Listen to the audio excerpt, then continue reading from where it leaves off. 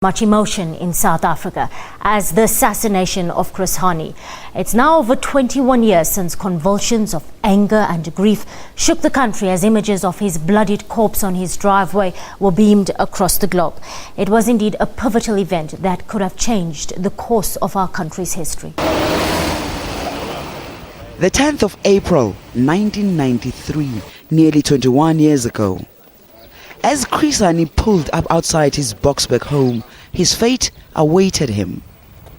He was shot in cold blood in the driveway of his Dawn Park house. I went over the house and I saw Chris. He was lying there, clutching a newspaper, and I think he was dead.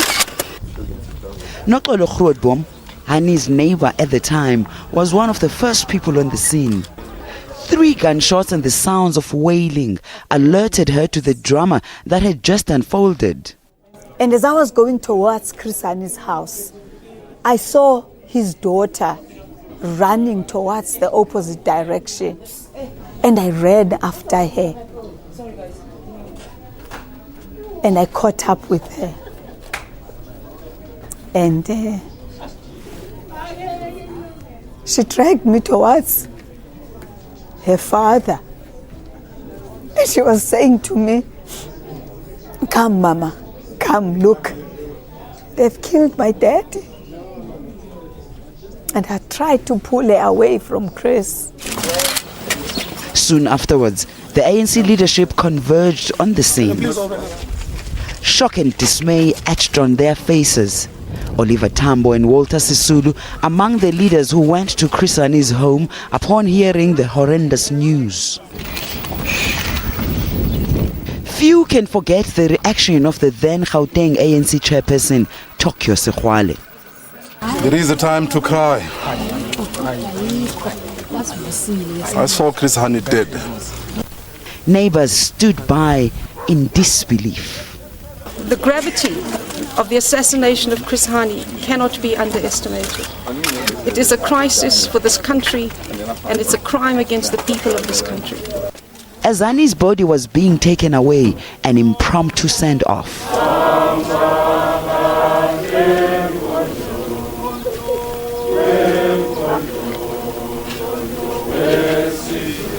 The assassination was seen as a turning point. It rocked the country to its core and threatened the fragile negotiation process. Tensions followed, with fears that the country would erupt into violence. Thousands of workers throughout the country heeded a call for a stay away. Many lost their lives in the aftermath. The country was on tenterhooks, the then government fearful.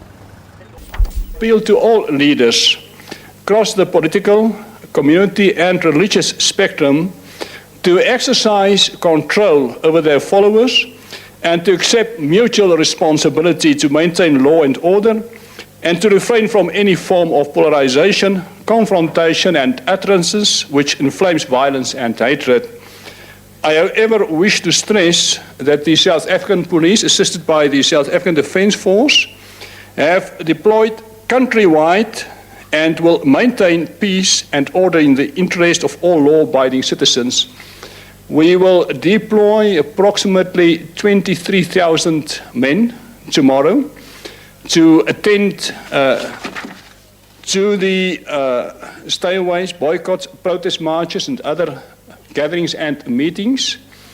We will do, as I've already said, everything in our power to maintain law and order. It's a crime against a dearly beloved son. The then ANC president, Nelson Mandela, had to take charge.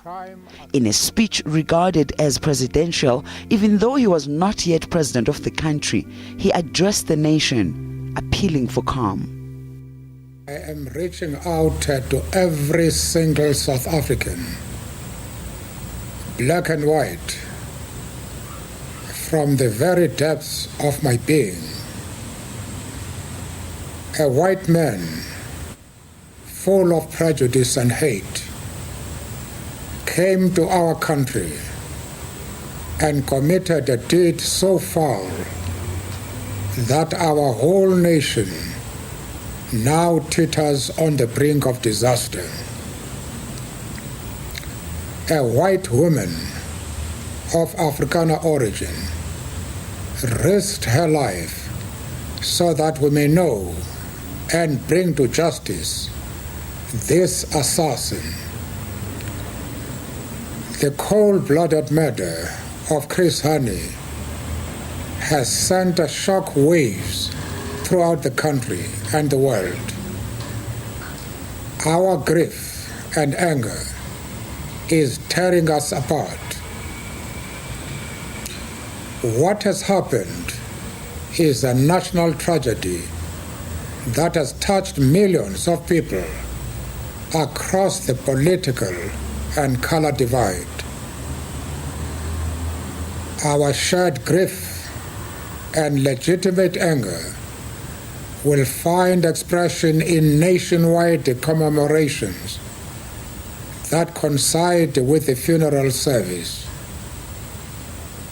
Tomorrow, in many towns and villages, there will be memorial services to pay homage to one of the greatest revolutionaries this country has ever known.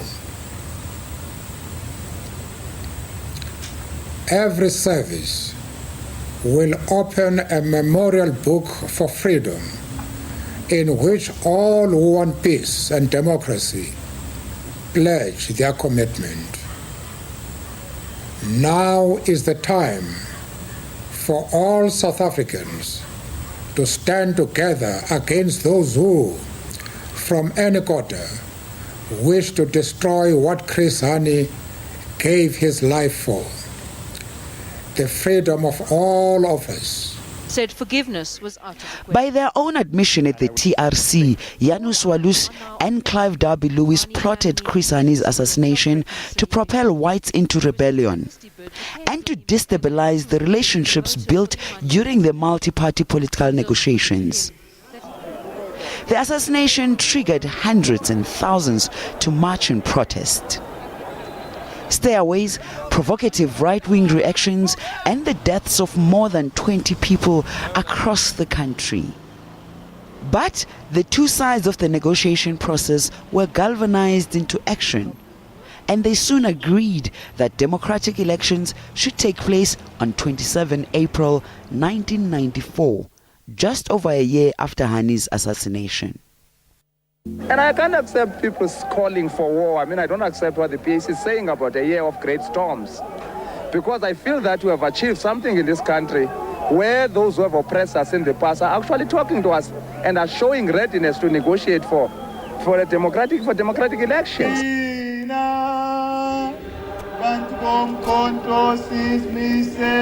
Yulisa Njamela, SABC News, Johannesburg.